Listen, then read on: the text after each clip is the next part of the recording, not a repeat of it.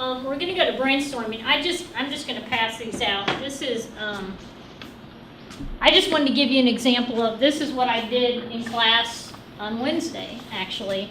And it's like what you did, except obviously the students have to prep ahead. You don't even have to look at it. You can look at it at your leisure. But obviously you guys, this was sort of made up. But what the students would do is do research before they came and put people into different groups who've done different research. And they're sitting here real time as a group doing stuff. It's sort of what we did with the Target case. And so it's really pretty effective for doing group stuff. Or they prepare a regular case or a negotiation. And Chris does that all the time. So it's a really nice classroom for that. Anything else you want to brainstorm? Yeah, let's brainstorm a little bit. And you know, we told you a little bit about how we use, and I think you can't separate out the technology with the configuration and the ability to put stuff up terribly easily. You know, a couple people walked in and said, "Where's the front of the room?" There isn't. And I always tell them when I walk in, this is Def Leppard in the round for me, and I saw them in the '90s, and it was powerful. And they're all like, "Who's Def Leppard?" Yeah, who's Def Leppard? I stand in the middle when I want to make a point. I stand on the sides when I want them to make a point. It's really powerful. So think about how would you use this space? What are the ways that you could leverage this in your classes? And we'll kind of have some guided discussion.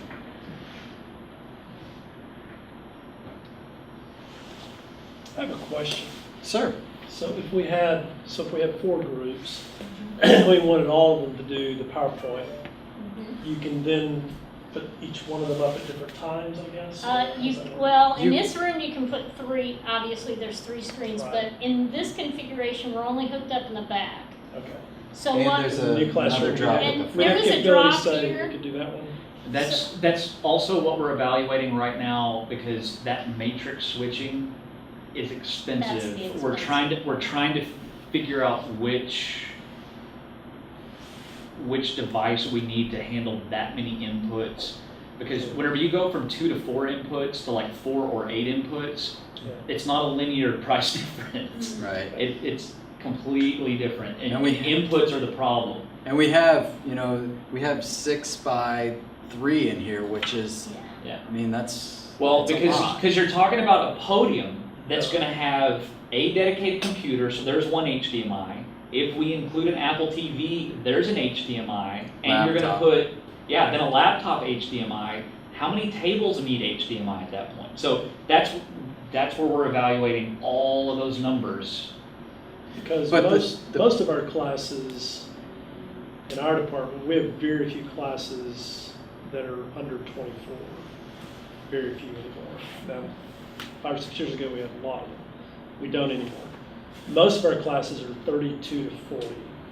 That used to be 18 to 24. So, it's a different animal from what we're looking at in here. So usually you have 6 to 8 groups at a minimum in a class. And I think where we can go with that is the software that Josh was just talking about. He and I were in here trying to break it earlier today. I don't think it's quite baked yet. I think there's a little. The first version is a lot more robust than what I was showing you. It's interesting. So you can have everyone in the room, because they all have a phone in their pocket. Everyone in the room can push content, Right. that's the power, because you don't know where you're going to want to pull from. But if you have the ability to moderate it with 40 people, it's necessary to have that ability to moderate the content that's coming up. When I've got a small group, 24 is really doable, because I break them into groups, and I can say, okay, let me see. Your spreadsheet's okay. Your spreadsheet's great. Let's put this one up. That's a lot easier. But with 40, it's going to take that moderation. Yeah. I really don't want to step on everybody's toes. That's the other thing that we're evaluating right now with the small study rooms. There are like 36 study rooms. So we're trying to evaluate what that looks like, because do you literally just provide one cable and 3 or 4 people can negotiate who has the cable plugged in? Or do you need something where 3 or 4 people are plugged in and you can decide which one goes to the screen? There's hardware solutions for that, and we're evaluating, is it like Barco, ClickShare? I mean, we're evaluating that probably Monday or Tuesday. But, you know, that costs money. You know, can you have a student just plug in the computer? Sure, but, you know, if you could have 4 screens being shared, you could decide which one gets displayed. And so there's a certain point where 4 people is different than 16 people is different than 40 people. And so we're working through that right now, and that's part of what these discussions are also. To give you an example, and I don't know, Patsy can add to this when I'm done, but when I came in here, I was really excited about the room, mostly for the collaboration because people are looking at each other.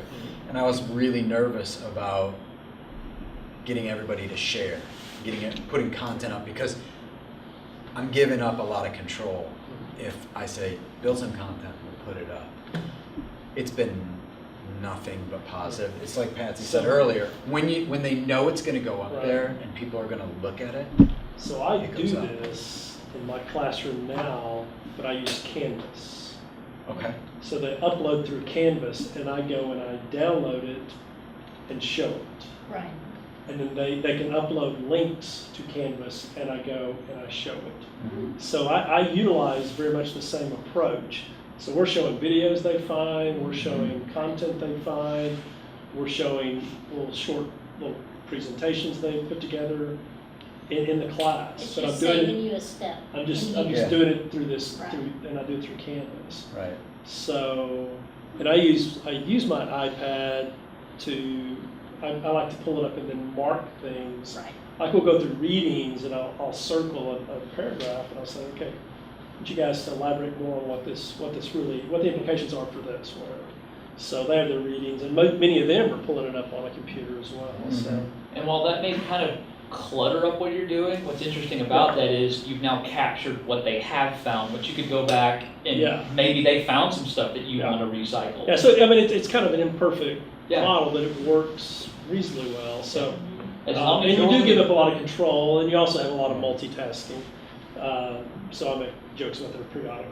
Yeah, sure. So, because they're thinking they're laughing at it, and I'm like, yeah. So, what was so funny about it? Well, we kind of got off a little bit. Right. Anyways. And I found that giving up the control makes for, it's what Ginger said, it makes for a much more robust atmosphere.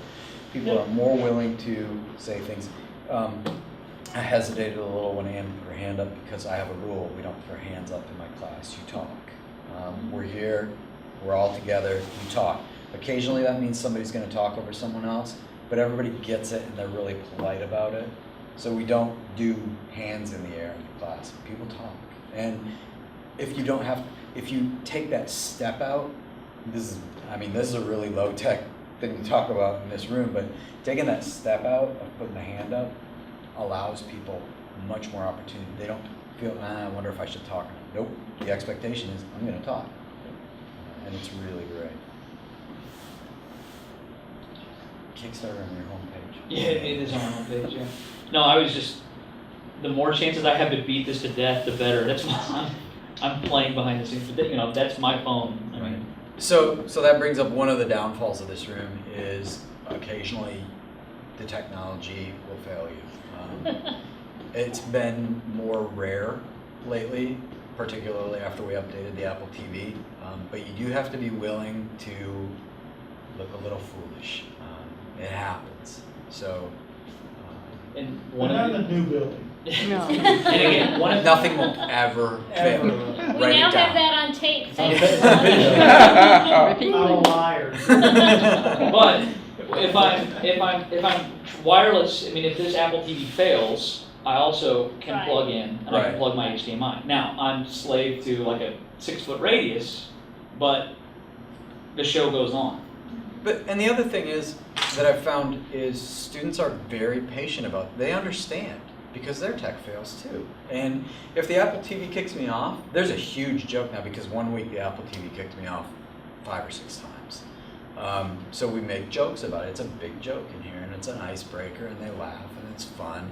And they, I'm sure they have, little bingo squares and they fill it out. What time do you have? I have 3:45. Awesome, But it's been really solid since the update, so And Chris is happy to throw me under the bus. I always throw Josh under Yeah. the bus. Yeah, Josh broke it last time he was in here. What other opportunities do you see for this, or questions you may have?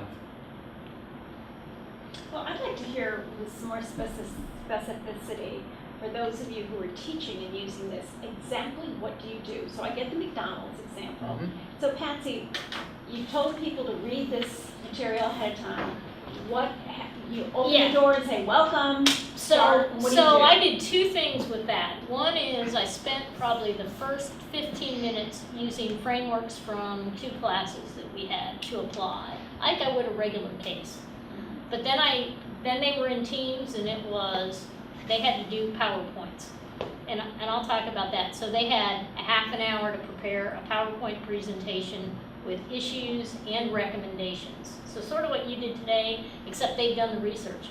What's interesting about it, I always did this in the other classrooms too. They'll sit in groups, but I love the tables. It's really easy. They're here. They don't have to move around. And they'll sit there and look up stuff and whatever, and they prepare the PowerPoints, and then they present. And it's sort of the first time it's like, well, where do I stand? It's like, well, you're right there. Stand right there, because any place is fine. So they do that, have Q&A with the class and whatever.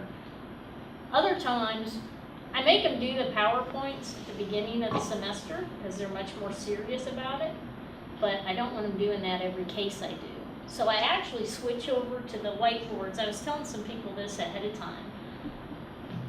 When I was in a classroom that didn't have these whiteboards, I would go from having them do a PowerPoint to have them just write it down, and we'll sort of out-brief what you're doing.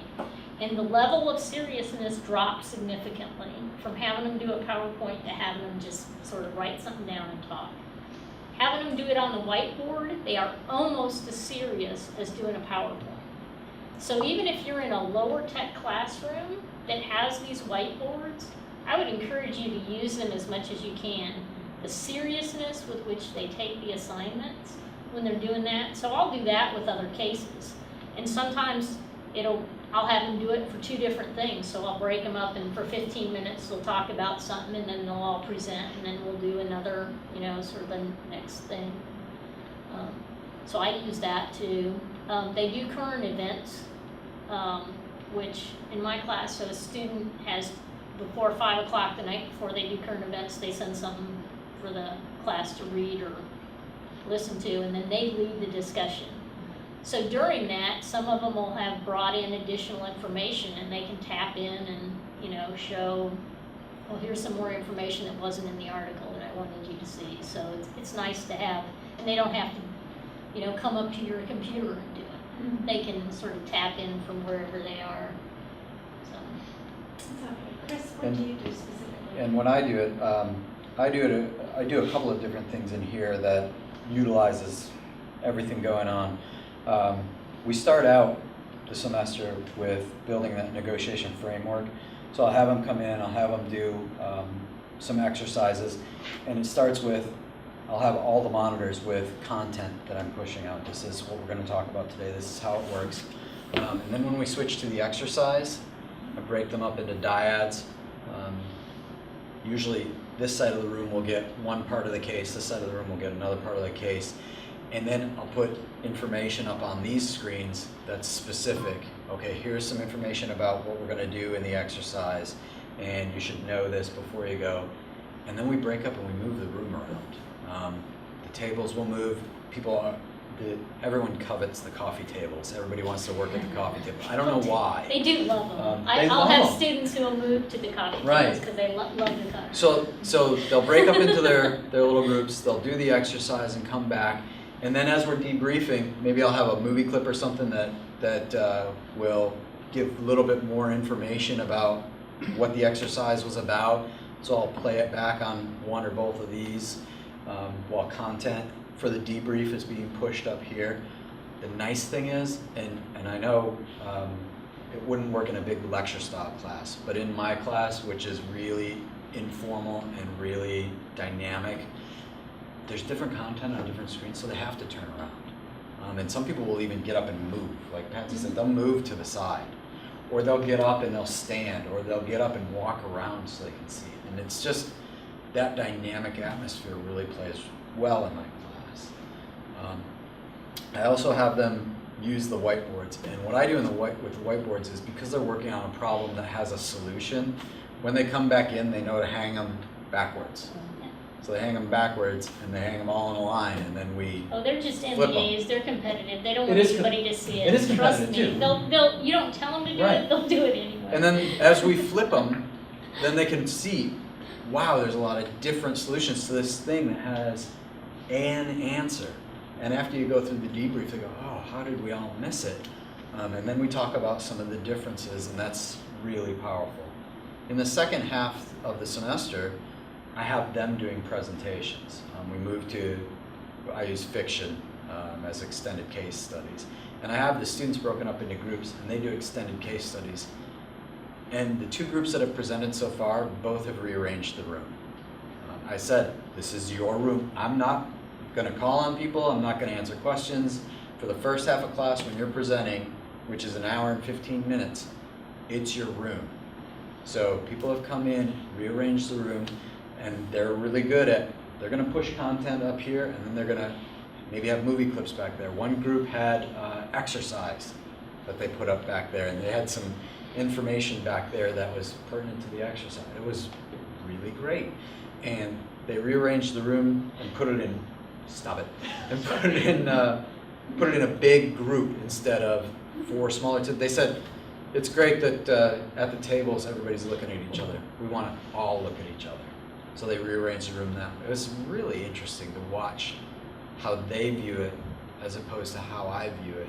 And you do have to let go. And when they're running the class for the first half, you really, I really have found that letting go has, I've learned a lot about ways that I can use this room. One group took a few people into the hallway, gave them some specific information, gave people in here different information, and then brought them back in and had them do a role play in front of the rest of the class, which I don't do. And I've never said, hey, we should try this, but they wanted to do it. It was really interesting to allow them the flexibility to, and while they were the people in here, they were getting different content on the screens, and out here they were getting content just word of mouth. And it was about how that different communication impacts what you do in the negotiation. It was really great. Josh, did you have Yeah, no, I didn't know that, because I'm not in your class, I didn't realize that you'd given that level of control where they were controlling that content. That blows my mind. And then the technology guy in me goes, oh God, I'm glad it works. Oh yeah. It does, and the thing is, I thought to myself, I'm going to have to spend a lot of time training them what to do. No, they're digital natives, right? Yeah, I mean, they even can the train MBA us. students. I know.